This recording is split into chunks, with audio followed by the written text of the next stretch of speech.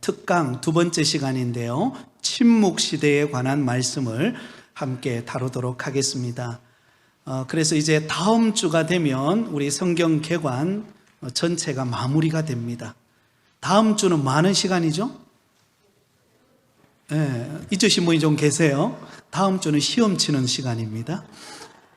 제가 보니까 아마 교회 와야 되나 말아야 되나 그러신 분이 몇 분, 갈등을 겪는 분이 계실 것 같은데 아무 염려하지 말고 오세요. 왜냐하면 아무도 여러분 점수를 보지 않습니다. 주님만 보시고 저와 여러분이 함께 문제를 풀어가기 때문에 그냥 오셔서 앉아 계시면 그냥 은혜 받고 또 이 성경 개관을 잘 마무리하는 시간이 될 줄 믿습니다. 자, 39페이지, 오늘은 두 번째 특강 시간으로 침묵 시대에 관한 말씀을 다룰 텐데요, 여러분에게 그림을 하나 보여드릴게요. 자, 보시면 구약 성경 맨 마지막은 무엇으로 기록되어 있죠? 말라기서로 기록이 되어 있습니다. 그리고 신약 성경에 가장 먼저 나오는 책은 마태복음이죠. 그래서 구약 성경 마지막 39권째가 되는 말라기에서 신약 성경 첫 번째가 되는 마태복음 사이에는 무려 400년이라는 시간이 지나갑니다. 그런데 이때는 하나님의 말씀이 임하지 않는 침묵 시대예요. 그래서 오늘 이 시간에 다루고 싶은 것은 이 말라기서와 마태복음 사이, 사실 성경은 한 장밖에 되지 않아요. 그런데 무려 400년이라는 시간이 지나가는데 이 침묵기, 다른 말로 말하면 신구약 중간기라 부릅니다. 적어 놓으세요. 신구약 중간기. 이 400년의 침묵기 혹은 신구약 중간기라고 하는 이 400년 동안 과연 무슨 일이 있었고, 그러면 하나님께서 이 400년이라는 시간 동안 침묵하셨는데 그러면 하나님은 아무 일도 하지 않으셨는가? 아니라는 거예요. 하나님은 말씀하지 않으셨지만 하나님은 세계사를 통하여서 하나님이 놀라운 일을 준비했던 기간이 언제인가? 바로 이 침묵시대라고 하는 것입니다. 자, 그 밑에 줄거리를 요약해 놓고 있죠. 줄을 한번 쭉 끊어오시기 바랍니다. 하나님께서 침묵하셨던 영적으로 캄캄한 시기였으나 그 속에서 메시아 대망이 싹트고 있었다.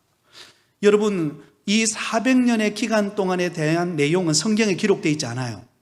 그런데 놀랍게도 이 400년이라고 하는 침묵기 속에서 하나님은 무엇을 준비하셨는가? 바로 그리스도의 오심을 준비하는 시기가 이 침묵기 400년의 시간이었다는 거죠. 옆에 적어 놓으세요. 그리스도의 오심을 준비하는 기간. 그래서 오늘 이 시간에 하나님께서 어떻게 이 400년의 침묵기를 통하여서 그리스도의 오심을 준비하셨는가에 관한 내용을 세계사 관점에서 우리가 함께 보면서 은혜를 나누고자 합니다.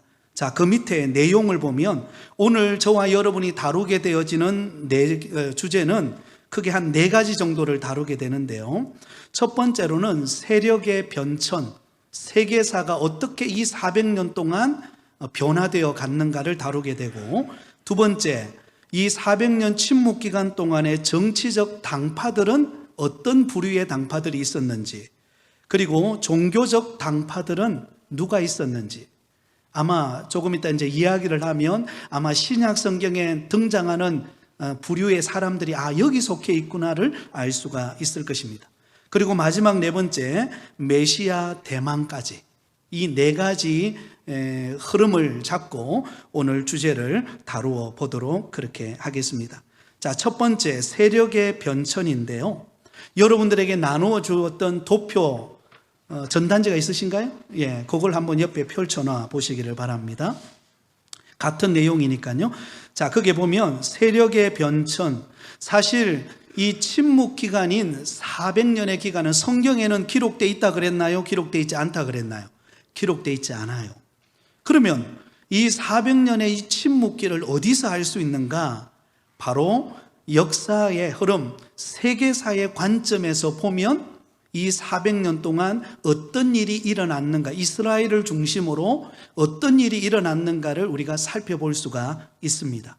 자, 거기 밑에 보면 시대가 구분이 되어 있죠. 그죠? 시대의 구분.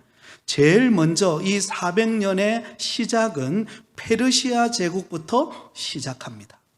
자, 그러면 이 페르시아 제국, 바사 제국을 살펴보기 전에 우리가 구약 성경의 맨 마지막 우리가 다루었던 연대기적 순서는 뭐였죠? 포로? 다 잊으셨나요? 이전계 은혜예요. 그래야 제가 또 말을 하죠. 그죠? 마지막 시대는 포로 귀한 시대. 그럼 포로 귀한 시대 앞에는 뭐였어요? 포로 시대. 자, 포로 시대, 그 다음에 포로 귀한 시대까지가 구약 성경이 마무리가 됩니다. 그러면 포로 시대를 한번 돌아가 볼까요? 지금은 이제 저의 얼굴을 보세요. 여러분에게 질문을 할게요. 남유다와 북이스라엘로 나누어져 있었죠. 북이스라엘이 먼저 멸망을 당합니다. BC 722년에 어떤 나라에 의해서 멸망을 당하죠? 아수르라고 하는 나라에 의해서 멸망을 당합니다. 그리고 남유다는 BC 586년에 바벨론에 의해서, 전화 왔어요? 바벨론에서요? 바벨론에서 의해서 남유다가 멸망을 당합니다. 주님께서 지금 잘 들으라고 전화가 왔어요. 자, 그런데 이 바벨론이 아수르를 점령하고 강대국을 이루었어요. 그런데 이 바벨론 제국을 정복한 나라가 있어요. 그게 바로 바사라고 하는 나라인데, 이걸 다른 말로 말하면 페르시아 제국입니다. 여러분, 남유다 백성들이 바벨론에 의해서 포로로 끌려가서 몇 년 만에 고국으로 돌아오죠? 70년 만에. 70년 만에 고국으로 돌아오는데 어떻게 돌아올 수 있었는가? 바로 이 페르시아, 바사 제국이었던 페르시아 제국이 바벨론을 정복하고 그 페르시아의 왕이었던 고레스라고 하는 왕이 칙령을 내립니다. 어떤 칙령을 내리는가? 포로로 끌려온 사람들은 본국으로 돌아가라. 이게 포로 귀환 정책이에요. 포로로 돌아가라. 자기 고향으로 돌아가라. 대신 세금만 잘 내라. 이게 페르시아 제국의 정복 전략입니다. 바벨론 나라는 포로를 끌고 와서 그들을 개조시켜서 자기 민족화 시키는 것이었다면, 페르시아 제국은 고국으로 우호 정책을 써서 돌려보냅니다. 대신 너희 하고 싶은 대로 다 해라. 단 세금만 잘 내라. 이 정책이 페르시아 정책입니다. 자, 이때부터 페르시아 제국부터 이제 침묵기가 들어가요. 그 옆에 보세요. BC 404년에서 331년까지 페르시아 제국이 세계를 점령합니다. 그런데 이 페르시아 제국을 무너뜨린 사람이 누구인가? 알렉산더 대왕이에요. 여러분, 알렉산더 대왕 많이 들어봤죠? 이 알렉산더 대왕의 스승이 누구인가 하면 아리스토텔레스예요. 여러분, 아리스토텔레스 들어보셨나요? 철학가 아리스토텔레스. 아리스토텔레스에 의해서 교육을 받았던 알렉산더 대왕이 이 페르시아 제국을 함락시킵니다. 그 옆에다 적어 놓으세요. 알렉산더 대제에 의해서 함락당함, 가로 열고 BC 332년. BC 332년에 이 알렉산더 대왕에 의해서 페르시아 제국을 정복합니다. 정복하면서 세계의 패권을 장악해요. 패권을 장악하면서 알렉산더가 전 세계를 지배하게 되는데요. 그가 BC 336년에 마게도냐, 그리스를 중심으로 한 이 마게도냐의 왕이 됩니다. 그리고는 전쟁하는 곳마다 승리를 거두어요. 그러니까 세계를 제패를 하게 되죠. 그래서 그때부터 이 알렉산더 대왕이 펼쳤던 것이 뭐냐면 헬라 문화를 전파시키는 거예요. 헬라 문화를 전 세계에 심게 되어지는데요. 그러니까 이 알렉산더 대왕은 마게도냐, 그리스 출신이니까 어떤 언어를 쓰겠어요? 헬라어를 사용하겠죠. 그죠? 그러니까 헬라어를 퍼뜨리기 시작합니다. 전 세계적으로 정복한 나라에 헬라어를 배우게 만들어요. 그런데 안타깝게도 이 알렉산더 대왕이 33세에 열병으로 죽습니다. 굉장히 빨리 죽죠. 33세에 열병으로 죽어요. 그때 알렉산더 대왕이 죽고 나니까 그 다음에 여러분 누군가가 세계를 점령해야 되잖아요. 다스려야 되잖아요. 그때 이 알렉산더 아들이 다스리는 게 아니라 나이가 어려서 죽었기 때문에 알렉산더가 다스릴 때에 4명의 장군이 있었어요. 4명의 장군. 자, 그게 옆에 보면 4명의 장군이 나오죠. 카산드로스라고 적어 놓으세요. 카산드로스. 그 다음에 리시마쿠스. 그 다음에 셀루쿠스, 프톨레미. 이 4명의 장군이 4개 왕국으로 분열이 이루어집니다. 그러니까 알렉산더 대왕이 세계를 제패했잖아요. 알렉산더 대왕이 33세의 열병으로 죽고 난 다음에 그 전 세계가 4개 지역으로 분할이 돼요. 그래서 4명의 장군이 그 각 왕국을 다스리는 왕이 됩니다.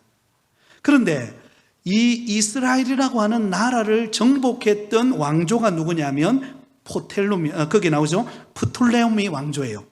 프톨레미.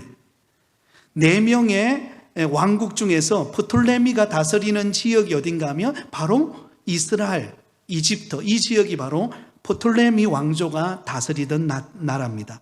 BC 301년에서 201년 동안 다스리게 되었습니다. 자, 이때 옆에 빈 공간이 있죠. 거기다가 한번 적어 놓으시기 바랍니다. 이 프톨레미 왕조는 이스라엘의 종교를 인정해 줍니다. 그래서 굉장히 우호적이었어요. 그래서 헬라어로 히브리어로 기록되어 있는 성경을 번역해요.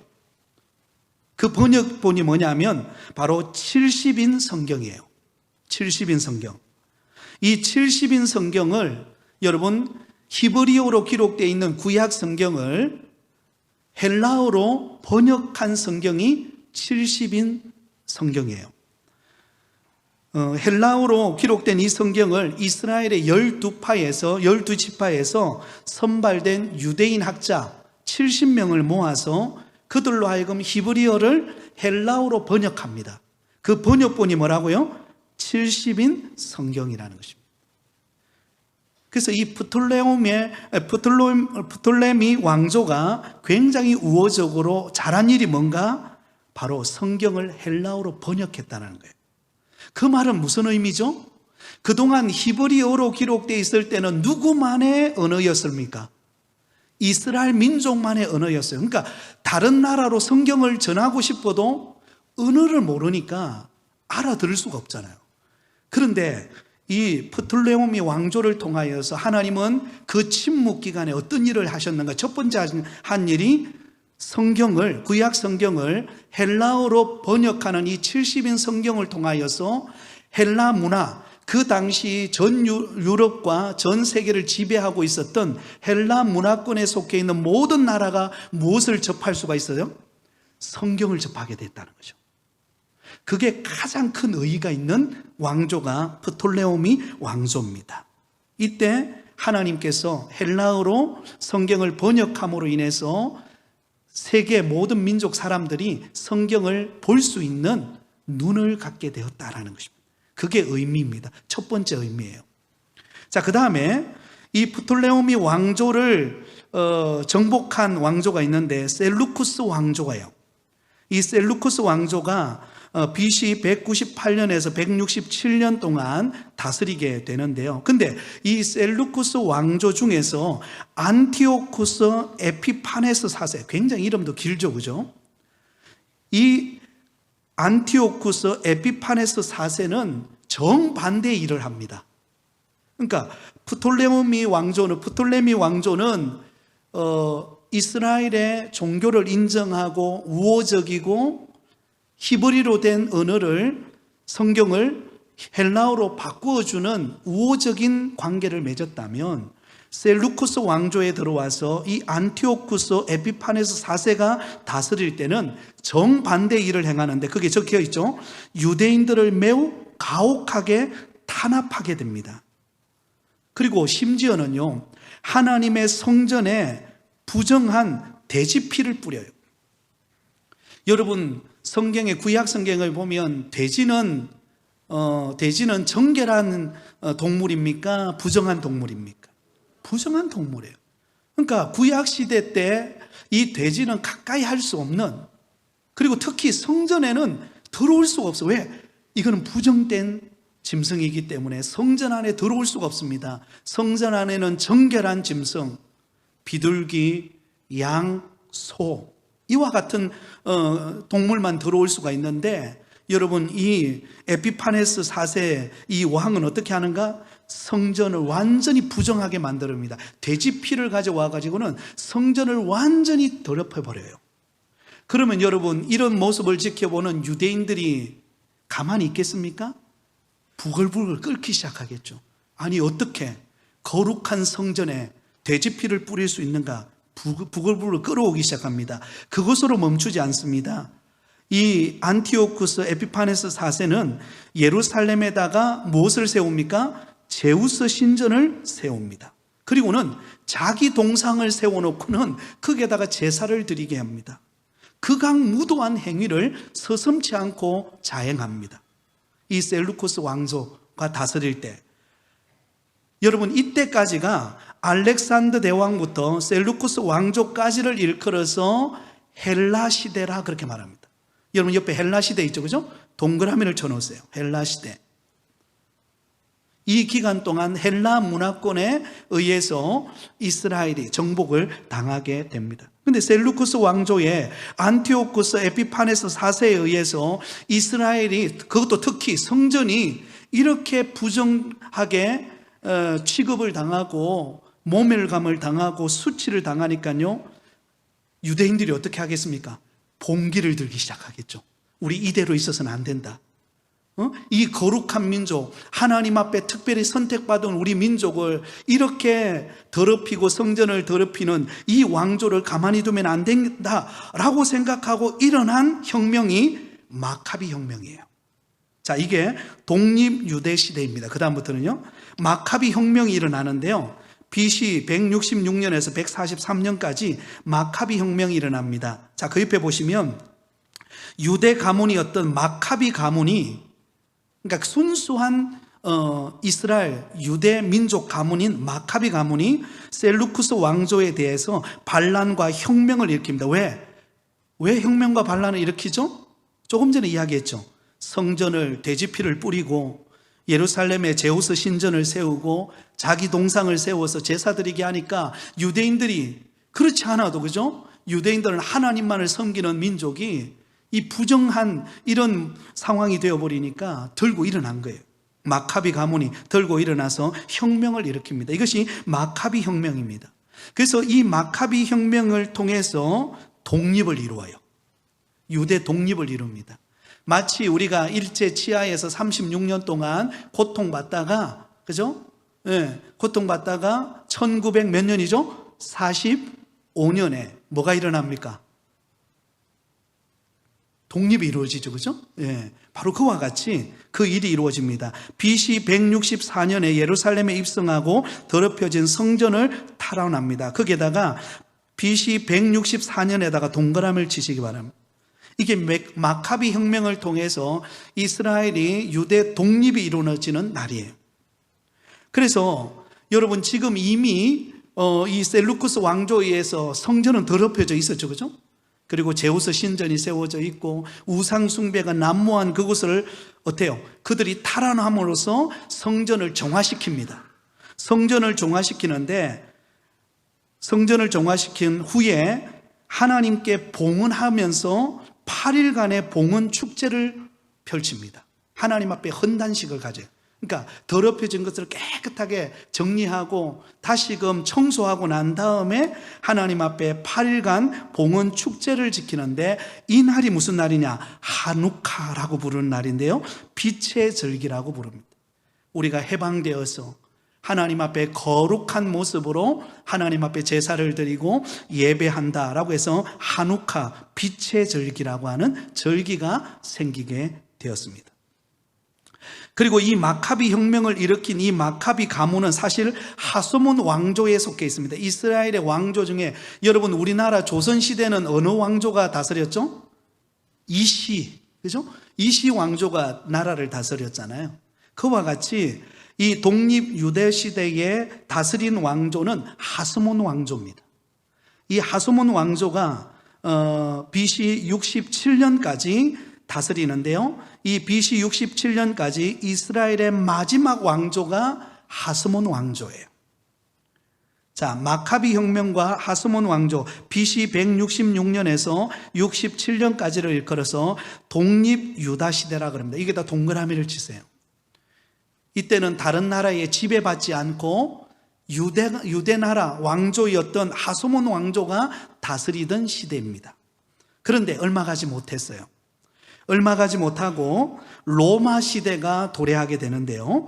BC 63년에서 AD 4년까지 로마가 다스리는데 로마 장군이었던 폼페이 장군이라고 있습니다. 대로마 제국의 폼페이 장군이 있었는데 BC 63년에 예루살렘을 점령합니다. 로마가 이스라엘을 다시 점령하게 됩니다. 그리고는 유대 나라의 로마 성향을 가진 왕을 한 사람 세우는데 그가 누구예요? 헤롯 왕입니다. 헤롯 왕. 이 헤롯 왕은 전통 유대인이 아니에요. 여기 나오죠. 이두메 출신 헤롯 가문이에요. 이두메 출신인 헤롯 가문이 유대를 지배하게 됩니다. 그러니까 이 헤롯은 친로마 성향을 가진 왕이에요. 그러니까 누가 싫어하겠어요? 유대인들은 싫어하겠죠. 그것도 전통 유대인이 아닌 이방 출신인 헤롯이 이스라엘을 다스리니까 얼마나 속이 타겠어요. 그래서 이 헤롯이 유다 이스라엘 백성들의 마음에 환심을 사기 위해서 성전을 여러분 리모델링해서 깨끗하게 새로 짓습니다. 그래서 그것을 헤롯 성전이라 그렇게 불러요. 바로 예수님 시대 때 여러분 예루살렘으로 입성해 가지고는 예루살렘 성전을 보고 제자들이 막 감동하잖아요. 야, 이렇게 화려하게 지었다. 그때 그 화려하게 지은 왕이 누구예요? 헤롯 왕이에요. 왜? 이스라엘 백성들 유대인들의 마음에 환심을 사기 위해서 그렇게 한 행동입니다. 자, 그 이후에 로마의 통치가 계속 이어지는데요. AD 70년경에 예루살렘이 함락이 되고 AD 130년경에 전 유대인 강제 추방 정책이 실시된 후에 제국 말기까지 계속 이어집니다. 로마 시대가 그러니까 계속 이어지고 있다는 것을 알 수가 있습니다. 그러니까 예수님이 오신 시대는 누가 지배하던 시대예요? 로마가 이스라엘을 지배하고 통치하던 시대 때 예수님이 오셨어요. 그래서 오늘 오전에 제가 말씀을 전하면서 예수님의 제자들과 유대인들은 무엇에 대해서 대망했어요? 로마의 속박으로부터 우리를 해방시켜 줄 정치적인 메시아로 예수님을 기대했어요. 그리고 제자들은 그런 예수님이 왕이 되었을 때 우리가 한 자리씩 차지하자. 이게 그들의 야망이었다라는 거죠. 바로 그런 배경하에 지금 이 시대가 이루어지고 있다는 것을 알 수가 있습니다. 자, 이제 정리를 해보겠습니다. 정리를 하고 넘어가겠어요. 자, 침묵기는 총 몇 년의 기간이 걸렸죠? 400년의 시간이 침묵기예요. 신구약 중간기라고 하는데 이 400년의 기간 동안에는 총 4개의 시대가 지나갑니다.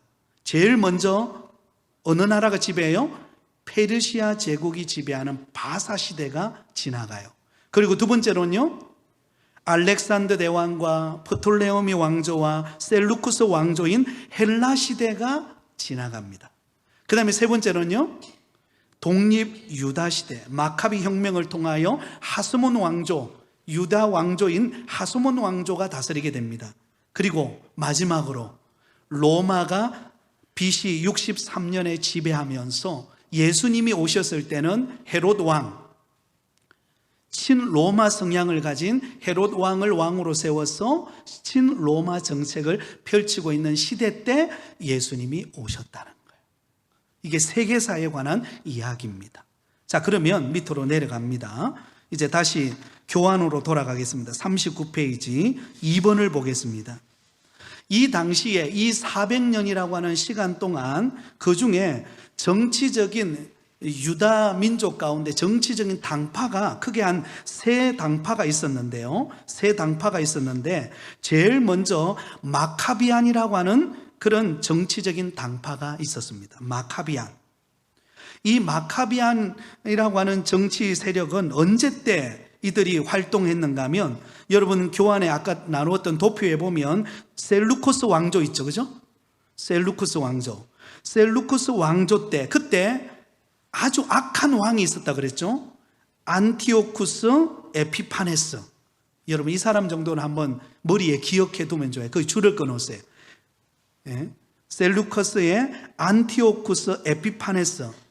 이 사람이 이스라엘 종교를 탄압했는데요. 억압하고 폭정하고 그리고 성전에 돼지피를 뿌리고 그리고 제우스 신전을 세우고 자기 신전을 세워 제사를 드리게 했던 그런 종교적인 탄압에 대항해서 일어난 반란 세력이 누구인가? 마카비안이에요. 마카비안. 자, 이 마카비안을 다른 말로 말하면 마카비라고 하는데 이 마카비라는 말은 쇠망치라는 의미예요. 거기 적혀 있죠. 마카비라는 말은 쇠망치라는 별명을 가진 그 아들 유다로 이어졌다. 그렇게 나오죠. 그죠? 그래서 이들이 마카비 혁명을 일으킨 주역이 됐습니다. 이 마카비아인들이. 이들에 의해서 독립을 이루게 되었다는 것을 알 수가 있죠. 자, 그 다음에 두 번째로 나오는 정치적인 당파는 열심당입니다. 열심당. 이 열심당은 누구인가 하면 로마 시대 때 활동했던 정치 세력이에요. 로마 시대 때. 주로 로마로 상대로 암살 테러를 하며 투쟁하던 그룹들이 열심당이었습니다. 열심당. 그러니까 로마 사람들을 가만두지 않는 거예요. 로마 사람들. 이들은 셀로린 혹은 또한 갈릴리 사람 등으로 불리기도 했고 시카리 자객이라는 이런 열심당 가운데 특별한 집단이었다. 이 정도로 알면 되겠습니다. 뒤로 넘어갑니다. 그 다음에 성경에 나오는 헤롯 당이라는 정치 세력이 있었어요. 헤롯 당. 자, 이 헤롯 당도 로마 시대에 있었던 정치 세력입니다.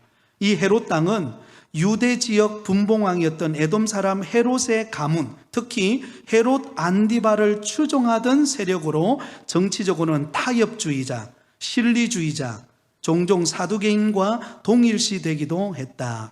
이 헤롯 당들은 친로마 성향을 가진 정치 세력이에요.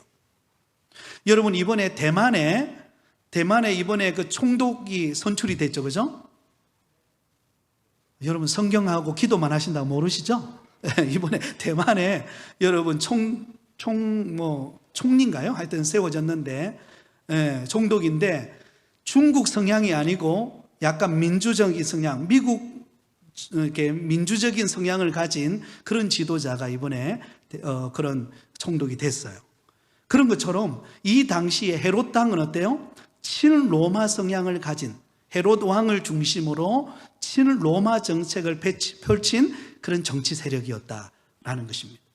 그러니까 그 침묵기 400년 기간 동안에 이런 다양한 정치 세력을 가진 사람들이 영향을 발휘하고 혁명을 일으키고 또 그 반대로 친로마 성향을 가지고 또 로마의 정권에 빌붙어서 활동하던 그런 정치적인 문화가 있었다라는 것을 알 수가 있죠. 자, 그 다음에 세 번째, 우리가 익숙하게 이제 사복음서에 나오는 그런 종교적 당파들이 있습니다. 세 개 당파, 주요 당파가 세 개 당파가 있는데요. 사두개파, 바리새파, 에세네파, 이 세 개 파가 있습니다. 다른 말로 말하면 사두개인, 바리새인, 에세네파. 여러분 성경에 우리 사복음서를 우리가 살펴보면서 사두개인, 바리새인 많이 들어봤죠? 듣기는 들어도 이 사람들은 뭐 하는 사람인가 궁금했죠, 그죠? 이 시간에 그 궁금증을 해결해 드리겠습니다. 자, 그 밑에 보시면 제일 먼저 사두개인들이 주축이 된 사두개파가 있습니다. 사두개파.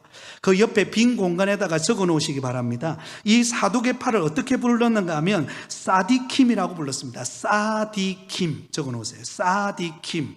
가로 열고 의로운 사람이라고 적으시기 바랍니다.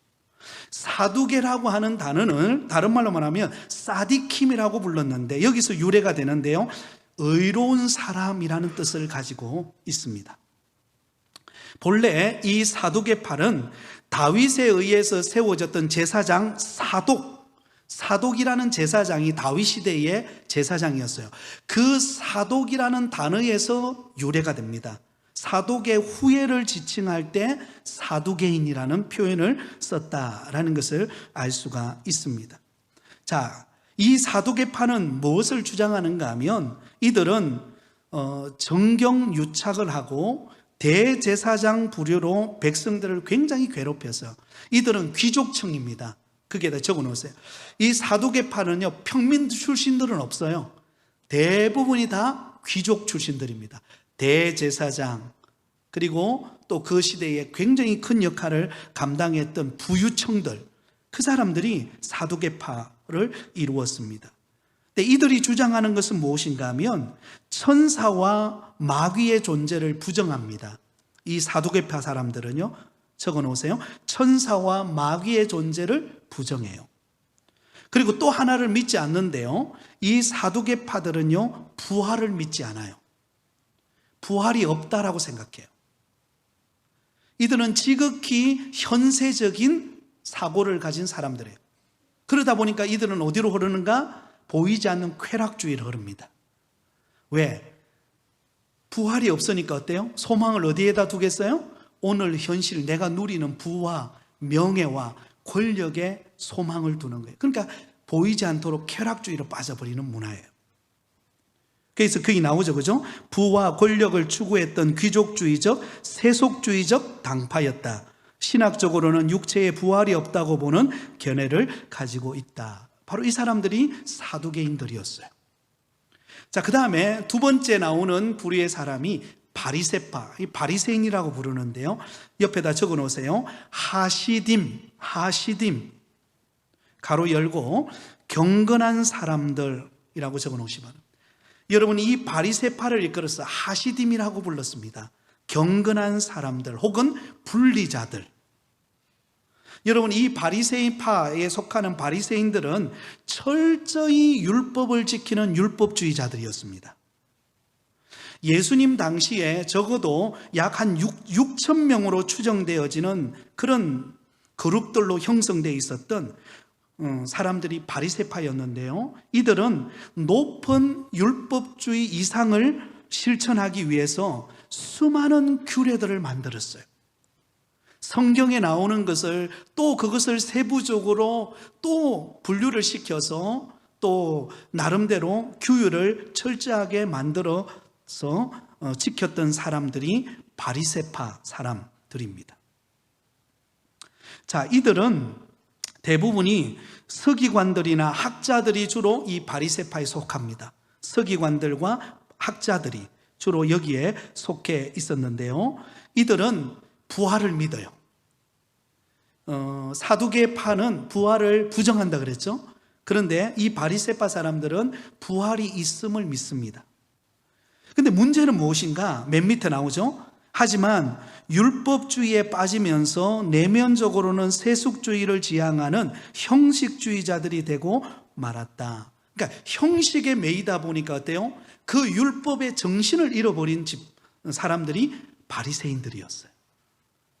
그러니까 안식일에 정신이 있잖아요. 안식일은 주님 안에서 우리가 안식하고 하나님께는 영광을 돌리고 우리 육체가 쉼을 얻고 이웃을 돌아보고 섬기는 목적이 안식일인데, 이들은 안식일을 지키는 규례에 매여가지고 그러지 못한 사람들을 정죄하고 비난하는 사람들이 되어버리고 말았습니다. 형식주의에 빠지고 말았어요. 그래서 예수님이 그들의 형식화되어 버린 것을 계속해서 지적하는 것을 사복음서에서 볼 수가 있습니다. 자, 여러분 보세요. 저를 보세요. 사두개파와 바리새파와 성향이 같아요, 달라요? 전혀 반대예요. 그런데 놀랍게도요, 예수님을 죽이는 일에서는 어떻게 됐을까요? 손을 잡았다는 거예요. 손을 잡았어요. 정치적으로나 신학적으로나 정말로 다른데 하나의 목표, 예수님을 잡아 죽이는 데 있었을 만큼은 한 목적이었기 때문에 어때요? 그 모든 것을 초월해서 그들이 하나가 되어서 예수님을 없애는 일에 앞장섰다라는 것을 알 수가 있습니다. 그게 사복음서에 나오는 이야기예요. 그 다음에 세 번째, 에세네파가 나오는데요, 그 옆에다 적으시기 바랍니다. 호시오스. 이 에세네파를 이끌어서 호시오스라고 불러요. 이 호시오스라는 말은 가로 열고 거룩하다라는 뜻입니다. 거룩하다. 호시오스라는 말에서 나온 언어인데, 이 에세네파는 금욕주의자들이었습니다. 금욕주의자들. 그러니까 이들은 일반 도시와 화려한 도시에서 멀리 떨어져서 수도원을 만들어 놓고는 그들은 구별된 공동체 생활을 했어요. 왜냐하면 그들은 그 당시에 종교적인 부패를 강력하게 비판하고 그들이 등을 돌리면서 우리는 그런 타락한 문화에 젖어서 하나님을 섬기지 않겠다. 우리는 비록 척박하지만 광야로 가서 오직 우리는 구별되게 하나님을 경건하게 섬기겠다. 거룩하게 섬기겠다. 그래서 우리만에 모인 공동체 생활을 했던 사람들이 에세네파예요. 자, 이 에세네파가 잘한 것 하나가 딱 있는데, 그거는 뭐냐면 이들이 했던 일 중에 하나가 광야에서 성경을 필사하는 일을 했어요. 그래서 이들이 만들었던 사본이 뭐냐면 사해사본이에요. 그러니까 성경의 기초가 되는 사본을 만들었어요. 그 하나 잘했고, 그러나 그들은 너무 금욕주의에 빠지다 보니까 정말 그 복음의 감격을 누리지 못했던 그런 안타까움을 보여주고 있습니다. 자, 이런 세 부류의 종교적인 당파가 이 침묵기 시기에 형성이 되었고, 예수님 시대에도 이 당파들이 계속해서 영향력을 발휘하면서 예수님과 끊임없이 부딪히잖아요. 예수님이 전하는 복음과 끊임없이 그들이 추구하는 형식주의와 부딪혀요. 그래서 안식일에 밀밭길을 지나가면서 제자들이 어때 배가 고파서 그 밀을 꺾어서 후 비벼가지고 먹었더니 안식일을 범했다. 그리고는 꼬투리를 잡고 하는 일들이 발생하게 되는 것입니다. 그런 배경하에서 이렇게 이루어진다는 것을 보면 되겠습니다. 자, 그리고 이제 마지막입니다. 네 번째, 메시아 대망. 자, 여러분은 핍박과 혼란 속에서 경건한 사람들이 메시아를 기다리게 됩니다. 자, 우리가 400년이라고 하는 이 침묵기를 우리가 보냈죠.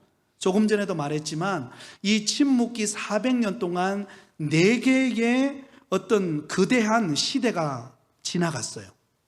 페르시아 제국의 바사 시대가 지나가고, 그 다음에 헬라어를 사용하는 헬라 시대 문화가 지나가고, 그 다음에 유대아 독립을 이룬 혁명가들에 의해서 독립을 이룬 독립 유다 시대가 지나가고, 그리고 마지막으로는요 로마 시대가 왔어요.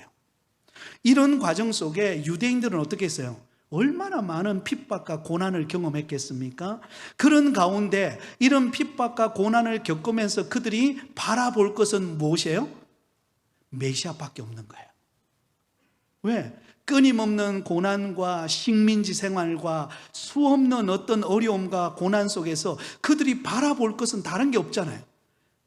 메시아, 구약에 예언되어 있는 메시아, 그 메시아만 오기만을 대망했다는 거죠. 그래서 그 대망했던 기간이 무려 400년이라는 침묵기가 지나가요. 그러면서 백성들의 마음속에는 메시아가 오기만을 기다렸어요.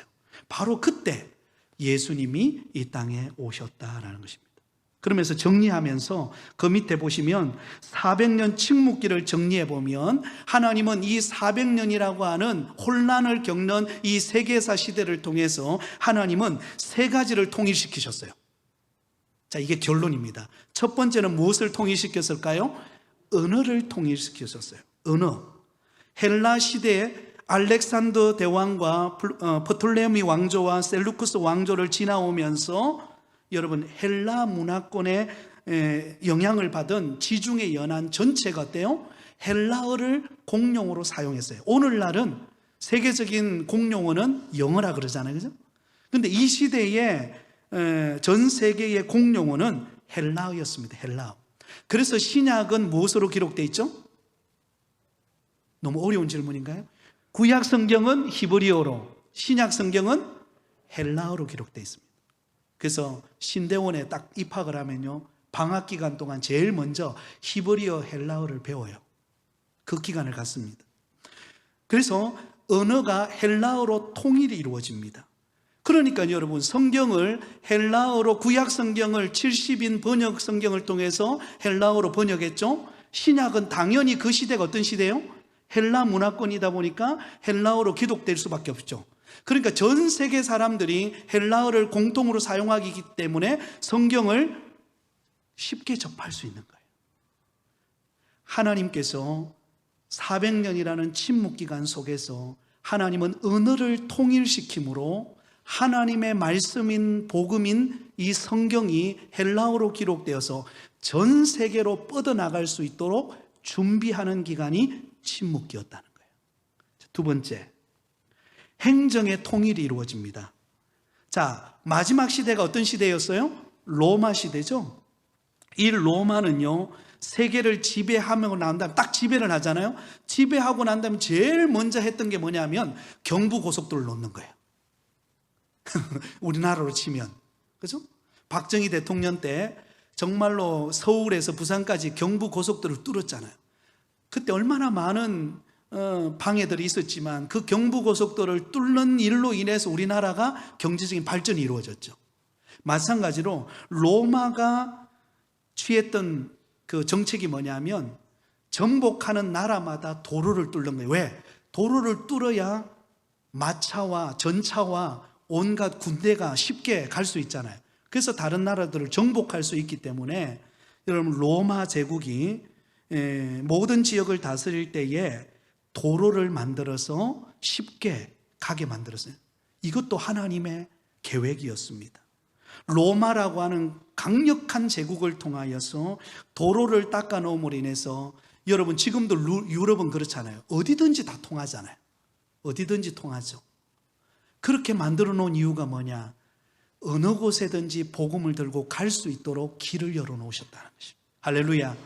하나님의 섭리인 줄 믿습니다. 그 다음에 마지막 세 번째로는요, 영적 준비를 이루어 놓으신 기간이었어요. 유대인들은 핍박과 정치적인 모멸감을 당하면서 세상에는 소망이 없다. 우리가 의지할 것은 오직 누구예요? 메시아. 우리를 구원해 줄 메시아밖에 없다. 그러면서 유대인들의 마음속에 메시아 대망 사상이 일어나게 된 것입니다. 그 과정을 겪는도록 만들어 놓고 예수님이 딱, 여러분, AD 시대가 딱 되면서 예수님이 이 땅에 오셨어요. 그러므로 예수님을 환영하고 예수님을 맞이하는 그런 결과를 가져오게 만들었다는 것입니다. 이 기간이 침묵기 400년 동안 이루어진 기간입니다. 결론을 맺겠습니다. 여러분, 우리가 믿음 생활 하다 보면 당장 기도 응답이 이루어지지 않고, 때로는 하나님은 침묵하는 것 같고 아무 일도 일어나지 않아요. 기도해도 우리 가정이 예수 믿기는커녕 오히려 더 박해가 심해지고 환경은 더 어렵고 막막하고 어떻게 해야 될지 모를 때 하나님은 침묵하는 것과 같아요. 근데 놀랍죠? 하나님은 그 침묵하는 기간 동안 하나님은 우리가 알지 못하는 가운데 하나님은 일하고 계신다는 것입니다. 하나님께서 이 400년이라는 침묵기의 신구약 중간기를 통하여서 하나님은 언어를 통일시켜서 하나님의 말씀이 전 세계로 뻗어가게 만들었고, 도로망을 만들어서 어느 곳에든지 가면서 자유롭게 복음을 전하게 하셨고, 오직 주님만 대망할 수밖에 없도록 만드신 하나님의 섭리가 있었다는 것입니다. 2024년 한 해, 때로는 우리가 생각할 때 막막하고 어떻게 해야 될지 모를 때, 그러나 이 침묵기를 생각하실 수 있기를 바랍니다. 아, 하나님은 눈에 보이지 않지만, 하나님은 침묵하고 있는 것 같지만 하나님은 하나님의 일을 하고 계시는구나. 한번 따라하겠습니다. 하나님은 하나님의 일을 행하고 계십니다. 네, 그러므로 우리가 두려워하거나 낙심할 게 아니라 하나님을 끝까지 끝까지 신뢰하면서 기도하고 나갈 때 반드시 하나님은 우리 앞에 놀라운 응답의 역사가 이루어지는 때가 올 줄 믿습니다. 그런 하나님을 의지하며 살아가는 저와 여러분이 되시기를 예수님의 이름으로 축원드립니다.